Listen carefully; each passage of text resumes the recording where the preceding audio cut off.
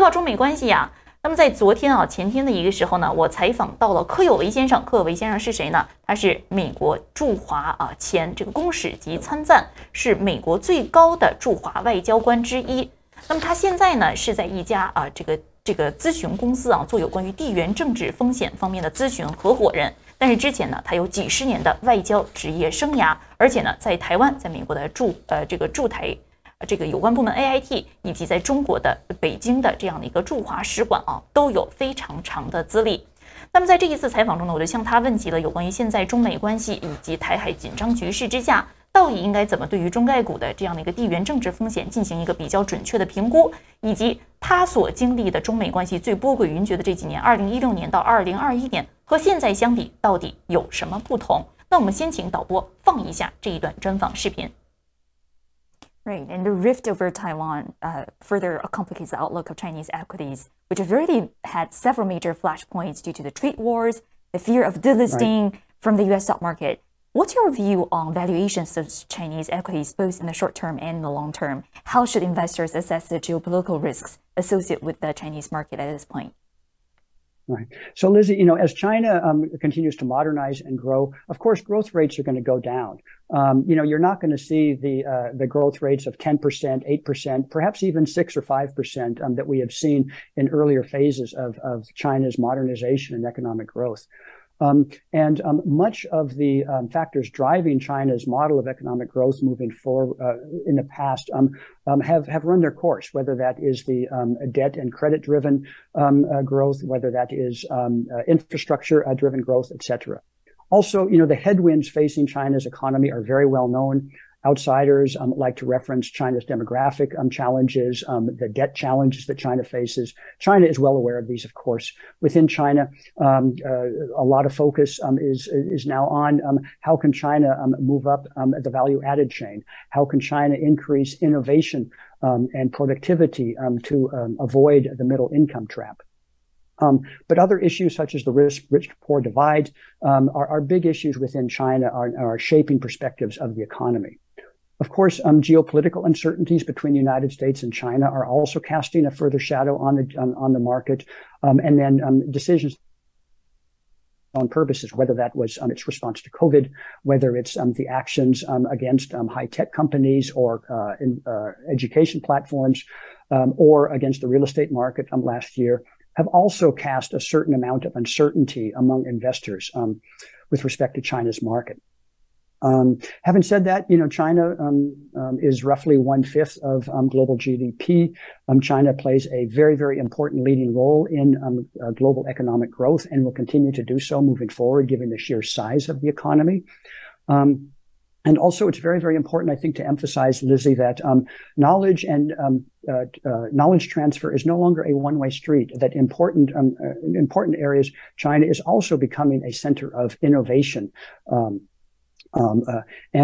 So companies know this, and companies know that they have to be in China to participate in this innovation, not only in order to compete with China in China, but also in their home markets and in third markets around the world.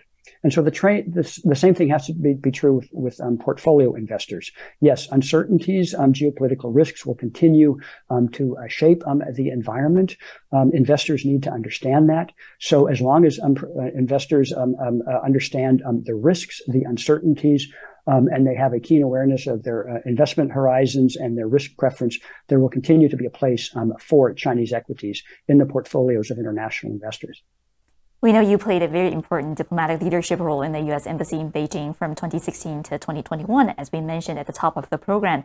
That was an especially tumultuous period in the U.S.-China relationship.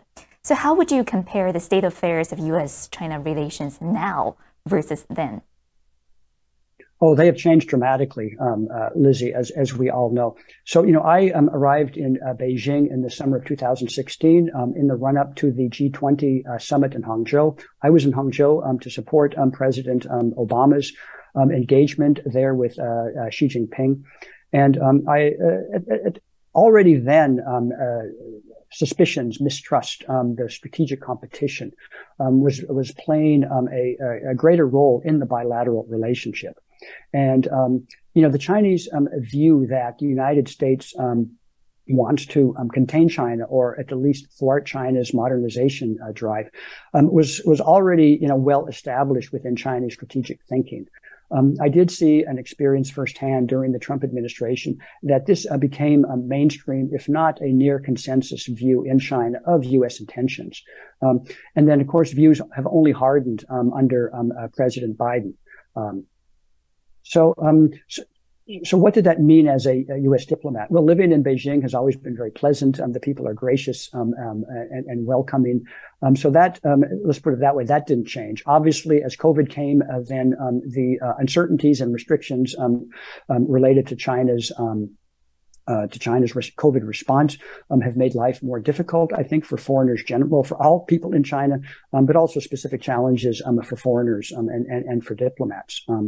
And what we did see, Lizzie, is that the communication between the two sides became more difficult, and the channels of communication became more difficult, and many of them atrophied over this period of time. I think that is very bad. I think that it is very, very important that the two sides maintain open channels of communication. That's very, very important to understand the other side's intentions, to explain to the other side what one's intentions are, to understand what the other side's red lines are, to delineate where the own red lines are. And then through these types of conversations, to understand what the other side's priorities are, where they are inflexible, and where they may be flexible with respect to the things that one wants out of the relationship. Particularly as strategic competition and mistrust drives the relationship, this type of communication is very, very important so that the two sides can reduce the risk of misjudgment, reduce the risk of bad decisions that can actually intensify the strategic competition and the distrust at the heart of the relationship.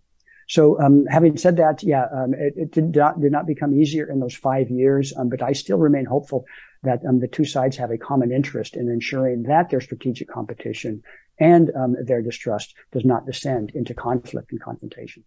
好，那么在刚才的这一段专访中啊，我呢是向柯有为大使问了几个问题啊。第一个问题就是有关于中国现在的地缘政治风险到底对于中国投资有什么样的影响？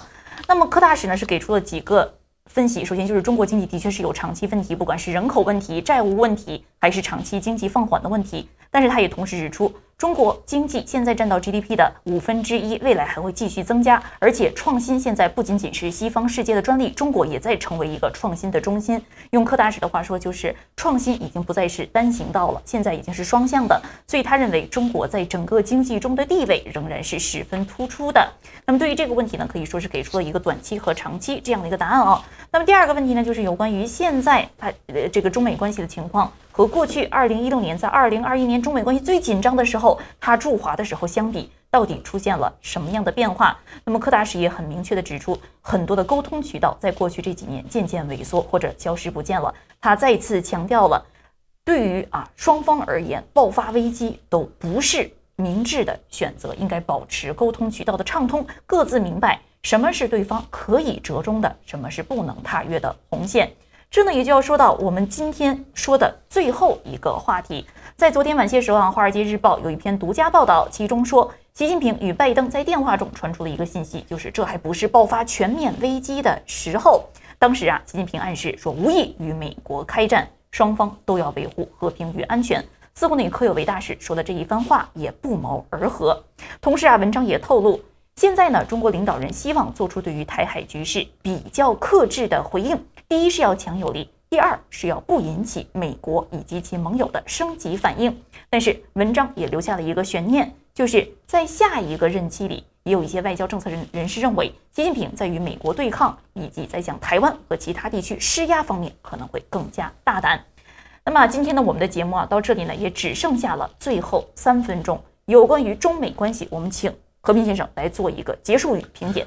我们经常批评中国外交官是战狼，但是你很少会看到中国在华盛顿 DC、在纽约、在旧金山、在洛杉矶、在芝加哥的中国的外交官去攻击、批评美国，也就是说，中国的外交官在对美国政策方面是相当的谨慎。实际上反过来讲，美国的外交官也是这样。刚刚你访问的这位外交官就反映了美国的既有美国的价值，同时对事实的一个尊重。我们经常谈到美国的问题或者中国的问题的时候，很容易掉入到一个呢极端的陷阱，要么说中国一塌糊涂，要么说呢中国呢这个非常的强大。这位大使相当平实的讲出了中国的问题确实非常严重，但是另一方面他的成就、他的特长、他的技术的企图心呢是还没有丧失。更重要的一点是，中美之间无论是《华尔街日报》魏丽玲的这篇文章，还是柯有为公使他的这个讲话，你都发现了一点就是中美之间现在绝大多数的这种对抗都是在胡闹。既然对美国是一个非常大的一个伤害对中国也是这样中国不要说今天没有一个冲突的必要性，对立的必要性，更不存在一个战争的必要性，未来也不可能有，不可想象。所以不存在一个中美必有一战这么一说。中美如果一战，死掉的是美国，死掉的是中国，死掉的是全世界。所以那种妄言日年是误导了大家，强化了这种对立和冲突。中美之间没有一战。好，那么和平先生给我们整个的这个节目一个非常光明向上的结尾。同时也有网友表扬说，和平先生今天一次都没有打断主持人的说话。那么主要是你也没有没有对和平先生进行更多的挑衅。其实是我没经历了，其实累了。对，和平先生平时这个不累的时候，那是满身是刺但是呢，我们这个节目在这个严肃认真中开始，然后呢，在欢快活跃中结束。现在呢，也要跟大家说周末愉快。周末呢就没有华尔街论坛节目跟大家见面了，但是下周一我们会带着全新的面孔整装待发，再一次跟大家在这档节目中见面。也希望您这个周末愉快。美东的朋友们，恭喜我们的热浪终于过去了，周末的时候出去玩玩，陪陪家人和孩子吧。下周一同一时间，华尔街论坛与您再见。